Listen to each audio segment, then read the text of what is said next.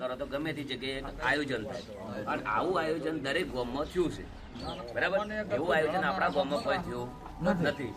એક બી વ્યક્તિનો મારા ઉપર ફોન નથી આવ્યો કે એક બી વ્યક્તિ મને એવું કીધું નથી કે તમે આ બંધ રાખશો કે આવી રીતના. કદાચ કોઈ એવો વ્યક્તિ મને કહે કે મેં તમને ફોન કરીને કીધું છે તો એ વ્યક્તિ કઈ જગ્યાએ આપણે સોગંદ ખાવા તૈયાર છે, બરાબર.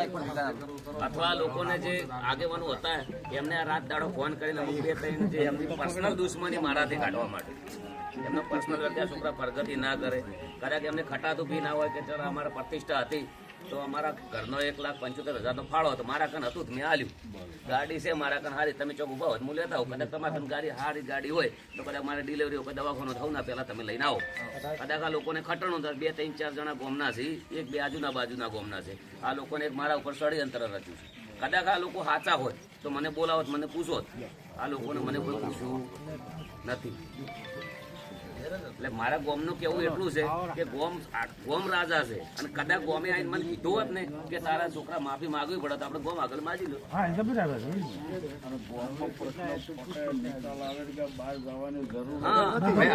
તારીખમાં એવું છે કે આ લોકોની 2-3 જણાની મને પૂછ્યા વગર એક તો ગોમની આબરૂ હોવું ના પેલા કોઈ મારા એકલાની વાત છોડો, આવું ના પેલા આબરૂ ખોવણે તો ગોમની ખોવણે, બરાબર. પછી મારી, બરાબર. એ ગોમની અંદર એવું કોઈ એવું આગેવાન નથી. કદાચ તમે બધા આયા હોત 2 આયા 5 જણા ના મોન્યો હોય તમારું કેવું, તમારું વર્તન ના કર્યું હોય તો તમે બહાર ન કહી મંડપ બંધાણો એ અમારા કુટુંબનો ખેતર, અમારા ખેતર, બરાબર. એના અંદર બંધાયા તો અમે ના નથી પાડ્યો. ઈ દાડે મારો પ્રોગ્રામ હતો. કદાચ આ તો સારું છે એમને રડવું હોત ને ઢાળ ચડોત. કદાચ ઈ દાડે હું પ્રોગ્રામમાં જતો રહ્યો તો આ લોકો કાયદેસર મને સોળ સાબિત કરત કે આ વ્યક્તિ સોળ છે એટલે નથી જતો રહ્યો, બરાબર. પછી જે વરઘોડું કર્યું એના અંદર મેં ઉલ્લેખન નથી કર્યું. અમારા બેતાળની અંદર વડોના અંદર એક બંધારણ થયેલું છે. એ પત્રિકા મેં નવગણજી ઠાકોર ઘર મગાવી, એમને મને વોટ્સઅપ પત્રિકા કરી. એ પત્રિકાની અંદર મેં વાંચ્યું તો ઝોનની અંદર ડીજે ના લઈ જાઉં અને તમે ગોમમાં વગાડી તો બિલકુલ હું કોઈ વાતે ગુનેગાર નથી. તો આ લોકોને મને ગુનેગાર સાબિત કેવી રીતે કર્યો? ડાયરેક્ટ સમાજ બહાર કાઢી દેવો. સમાજ કહેવાનો હમણાં સોળું કસોરું થાય માવતર ના થાય.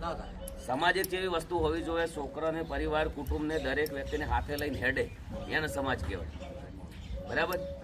અને સમાજે કદાચ ને મને બોલે ડડ કર્યો હોત કે આ છે તે છે, હું ના પાડું તો એ લોકો મને સમાજ બહાર કાઢી શકે.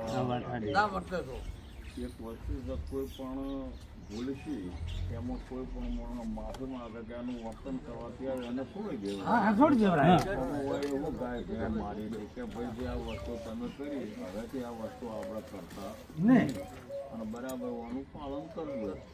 તો આમાં ગોમને કહેવાની જરૂર છે પણ આ બધા બારડા લાવવાની જરૂર. હવે તમે એમાં મારો કોઈ આ રજૂઆત મેં કરી એના અંદર મારો કોઈ બી પર્સનલ ફોટો હોય તો તમે મને કહી શકો.